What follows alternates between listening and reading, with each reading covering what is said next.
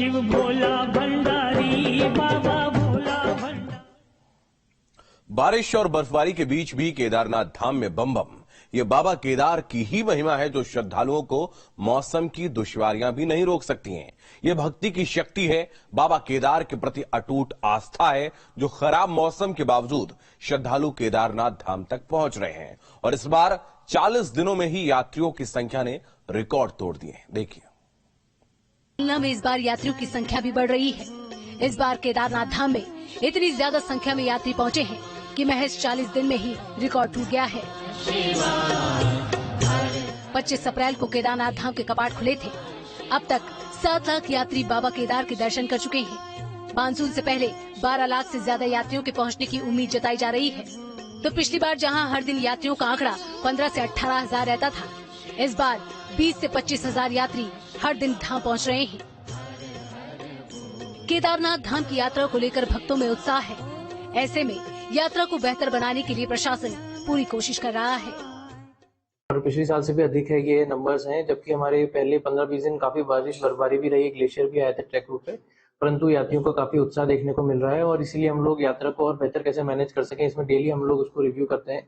इस बार यात्रा में साफ सफाई की बेहतर व्यवस्था की गई है। साथ ही यात्रियों की सहूलियत के लिए एडिशनल टेंट कॉलोनीज का भी निर्माण किया गया है, जहाँ पर लोगों को कहीं भी रुकने की व्यवस्था की कमी न पड़े। और इसके साथ ही क्राउड मैनेजमेंट और दर्शन भी लोगों को अच्छे हो सके, इसके लिए मंदिर समिति के साथ भी बेहतर व्यवस्था का संचालन किया जा रहा है।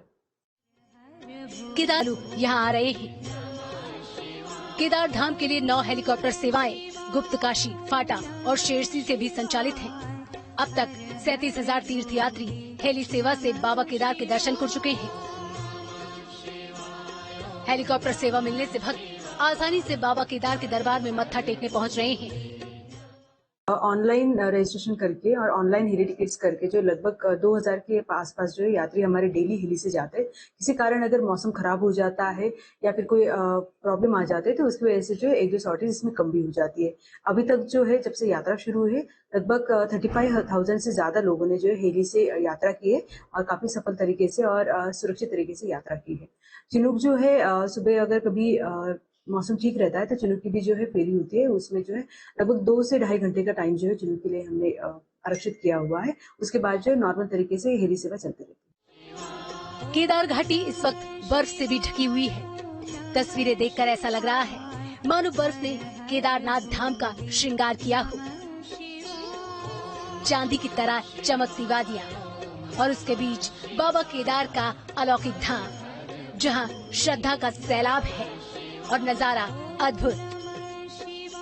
हालांकि यात्रियों की बढ़ती संख्या और खराब मौसम की वजह से 15 जून तक केदारनाथ धाम के रजिस्ट्रेशन पर रोक लगाई गई है।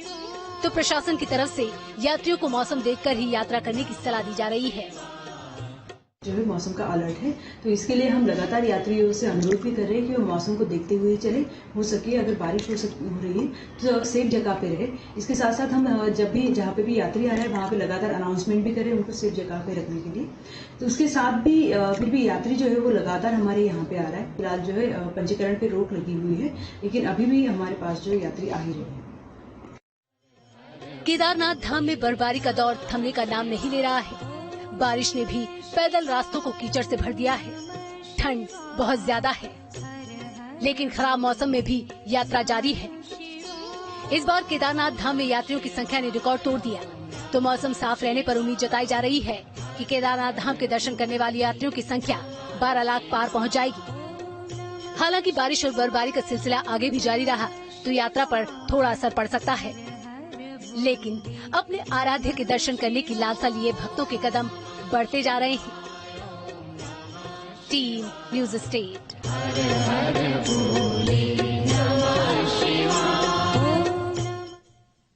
भक्ति और शक्ति का अनोखा संगम है भगवान शिव का पावन धाम केदारनाथ।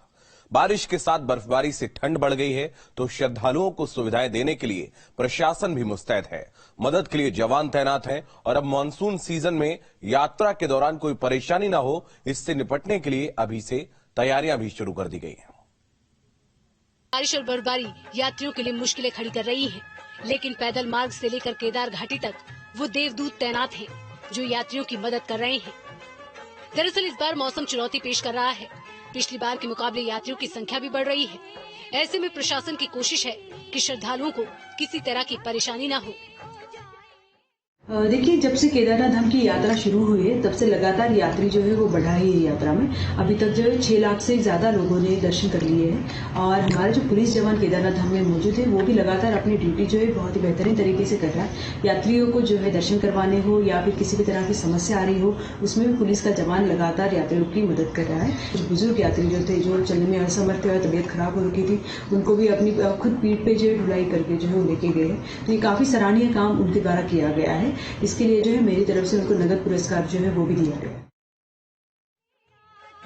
बारिश और बर्फबारी पर आस्था भारी पड़ रही है, लेकिन मानसून सीजन में पहाड़ों को प्राकृतिक आपदाओं का सामना करना पड़ता है। ऐसे में रुद्रप्रयाग में मानसून सीजन में आने वाली आपदाओं से निपटने के लिए अभी से तैयारियां शुरू कर दी गई हैं। तो प्रशासन ने सभी विभागों को अलर्ट मोड पर रखा है ताकि यात्रा अच्छी तरह से चलती रहे।